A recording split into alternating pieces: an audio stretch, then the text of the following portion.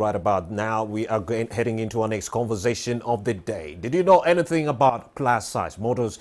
And did you know there's a process that is being put into the offing to help plus models right there, to include them in the fashion industry? How? By creating wear that is susceptible, that is symmetrical to the needs of the plus size women in this country. Why? Plus Size Fashion Week Festival Kampala was created to pioneer a plus size market within the women's wear fashion industry in Uganda, with the mission promote and strengthen the economic, social as well as cultural development of the creative industries locally and expose it to the international market.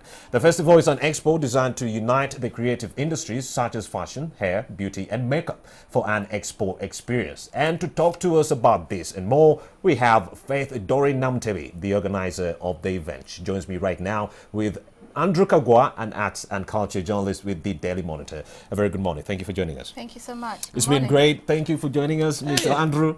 It's amazing. So, Faith, why is this festival important? Well, it started as a movement back in 2016. I'm a fashion designer, and that's my background. When I was looking to get into the Ugandan market, I found of ways of how to attract the Ugandan woman. So I partner with a company called Bold. I don't know if you've heard of them. They promote Ugandan designers. So I had a small concession back in 2015, and that was a way of me reaching out to the Ugandan woman. Fortunately for me, I got some positive reviews, and one of the comments at the time that I received, a fashion journalist sent it to me, was a Ugandan woman saying that I don't have bigger sizes in my collection. Wow. Which I did, because I know that the Ugandan woman is this, about size 22, but I had 18 at the time, which is sort of like, being from the UK, that's like the biggest size. So maybe I hadn't taken so much consideration into the actual, Ugandan woman size. So that's where the whole thought process about plus size came from. I thought, okay, I need to sort of like start thinking, how can I appeal to that woman who wants bigger sizes? And that's where I started to brainstorm all this, the figure bombshell, which is the, the way I identify these curvy and plus size women. I don't just identify to them as curvy or plus size. The figure bombshell is a name that I came up with to identify them in a positive way, because I felt like there was more to them than just bodies and looks. So sort of like attaching a positive connotation. And so with that movement, it's been running since 2016 on social media. So what we've been doing on our pages is that we get pictures of girls locally, internationally, and we share them on our pages with positive message. And the girls who have been following us on social media, say that they feel comfortable and confident about themselves because of our approach. Because we don't just post an image, we put something that's empowering. And we were supposed to launch last year as the figure bombshell, but we had a few issues that made us to postpone the event this year. So what we've done now, instead of coming back as the same name, or what we've done been, is that the disappointment from last year enabled us to turn this into a festival that's bringing all these industries together. So you've got fashion, you've got hair, you've got beauty, you've got makeup, and this is why we're an expo, promoting the creative industry. But the core element is women empowerment. So we're focusing on that typical Ugandan woman who is plus size. Indeed. Back in the day, the focus of the fashion industry was those skinny young girls. But right about now, your focus has shifted to plus size models. Does that mean the skinny girls are now eating, and then you feel like there's a bigger market in Uganda for you to just, grab right there? Unfortunately, I will say this, the Western market hasn't fully accepted plus size models, even though, plus size is sort of like the feel of the moment in the fashion industry. But the sort of like the snobs, I would say, or the people that control the global fashion market still think that these women don't deserve to be in a catwalk. I believe because traditionally, designers felt like, or they feel more comfortable to work with dress dummies that are of smaller sizes than those of bigger sizes. So this is why you see that for so long you always have models who are of a size 6, 8, you name it, on a catwalk. Kagwa, I have to believe her on that. I have to believe her on that, because 2 years ago, I saw the Nigerians come out to say that, hey, we have to do something for the plus size models. And in my head, I was like, will this really, really work? Because I felt like people are used to seeing those skinny models on the runway, or doing things, or doing fashion wear for the skinny models. But then Nigeria took on that, but then right now Uganda is also taking that on. Do you think we shall succeed, Andrew? The fact that you're mentioning Nigeria, like one of the reasons I think the West is having this big conversation is because right now Africa is the future, or Africa is actually now, and Africa is not skinny. Africa is plus size, full lips, like all these things that everything about us becomes the West, they had all the things they thought could not work on a runway. Because you need to know that this year, like why I think, okay, they are very relevant at the moment is Victoria's Secret is not happening this year. True. It was cancelled, it was cancelled because many people are arguing that they lack diversity, and the diversity this time comes to the plus size and not just black and white. Rihanna is making a lot of money because she's making a lot of plus size designs. So like I actually think this works because Africa generally for a very long time has been forced to look at design as the other way. But right now Africa has the power. People know Africa have the numbers thanks to Nigeria, and they're quite very loud people.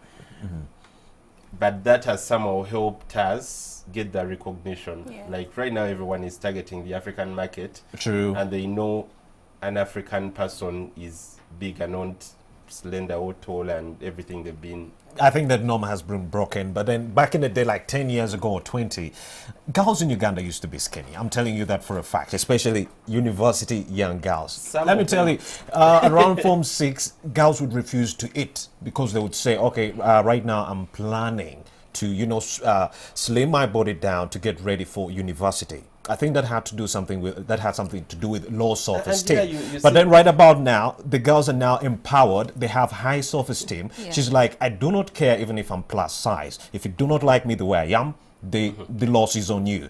So, Miss Namutebi, it's because of what he mentioned.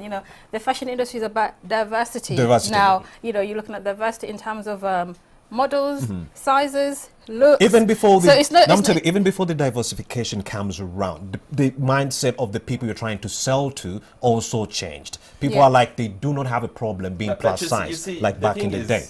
Plus size is not being obese. Yes. It's just being kind of... It's being thick. It's looking good. It's being thick. Full of figured. And you're very, very healthy. True. Like Africans... Okay, I won't call it a talent, but Africans are lucky that we can eat as many things as we want and we do not become obese. We just voluptuous. Look good like well that. endowed, I think that would be the right word to So describe. Africans are just voluptuous in that regard. Yes, I mean, and it's our nature, and it's not just Africans only, it's us black people in general. Whether that's African Americans, whether that's black Brazilians or black Caribbeans, that's just our nature. We are naturally curvy women, and for me, one of the reasons why I created this, because if you're a Ugandan woman and you're sitting at a fashion show and you've got money in your pocket and you're seeing all these size 6 models on the runway, you don't feel represented. You don't. So that's one of the reasons why this movement is here. And that's what brings me to my next question, Namutebi. What makes your show more different from other fashion shows? Our core element is women empowerment.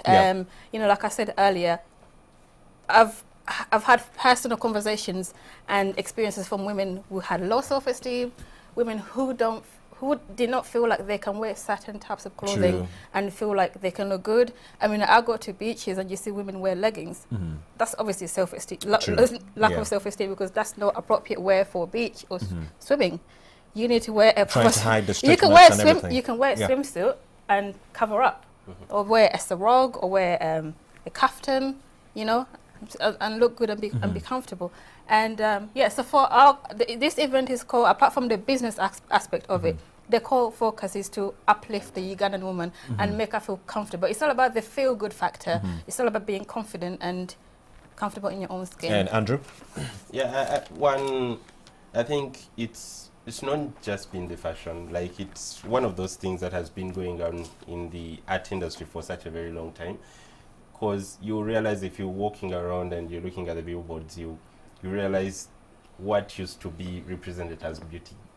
Like, it used to be, I won't say skinny, but that slender. Like, we always had that conception that was created by the West, and their ads. It took effect even in the movies, partly in the media. Like, it's been quite that problem that I think people really have to shake. Indeed. Yes, yeah. Namutebi, Which is what Namutebi, when we talk about inclusiveness, are we only talking about the plus size models? What about people living with disabilities? Do you have anything in the offing for them?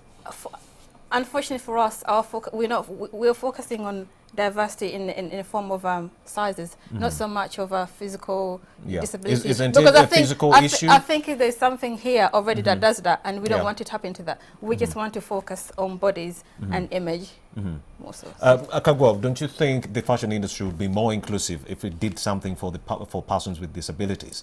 I think they've been neglected. Well, I know of a friend who is doing something related to that. Yes. Related to that. There's even another one who is doing something related to albinism.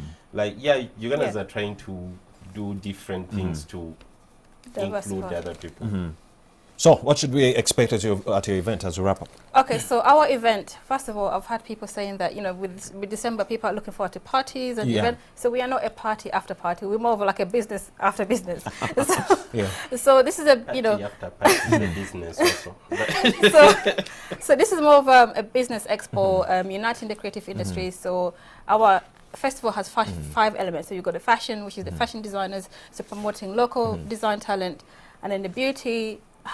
With the beauty, we're promoting beauty houses, specifically those made in Uganda. So we work with beauty houses that make natural, they use natural products as their base. So we're talking about the shea butters, cocoa butters, olive oils. So we're prohibiting everything that sort of like has bleaching creams and all that kind of stuff, because we want to appeal to the real Ugandan beauty. The melanin. Exactly. Yeah. And then the hair is obviously, the hair, so focusing more on natural hair.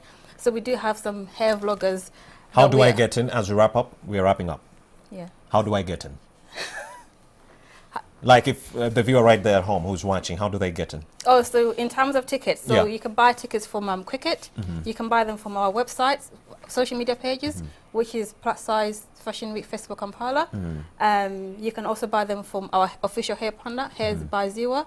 And so you can reach out to us on our social media pages. Doreen Namutebi, she's the organizer of the Plus Size Fashion Show right there. I also had Mr. Andrew Kagwa, an arts and culture journalist with the Daily Monitor. Well, I'm going to release Miss Doreen Namutebi, but I'm going to stay with Andrew Kagwa. Our next conversation, we shall be talking about 30 years of the Jazz Safari. Did you know anything about Mr. Winston Mayanja, aka Shaka Mayanja? Yeah, who will be bringing in Maya this weekend? No? Yes? Well, I shall be giving you those details a little bit after this short bumper. We'll be right back.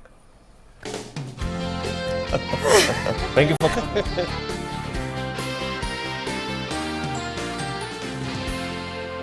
You're watching Morning at NTV.